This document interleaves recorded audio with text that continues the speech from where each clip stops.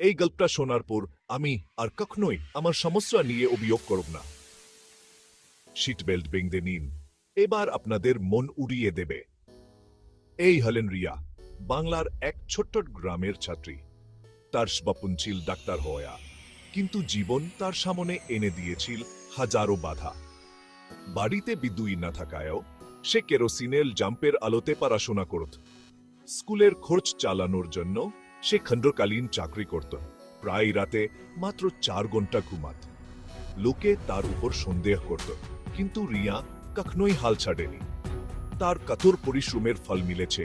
এখন সে পরীক্ষায় দুর্দান্ত ফল করে এবং একটি নামকরা মেডিকেল কলেজে ভর্তি পায়। রিয়ার গল্পটি একটি শক্তিশালী প্রমাণ যে দক্ষ সংকল্প এবং অধ্যবসায়ের মাধ্যমে আপনি কোনো বাধা অতিক্রম করতে পারেন। তাই পরের বার যখন আপনি কোনো চ্যালেঞ্জের মুখোমুখি হবেন, তখন রিয়ার কথা ভাববেন।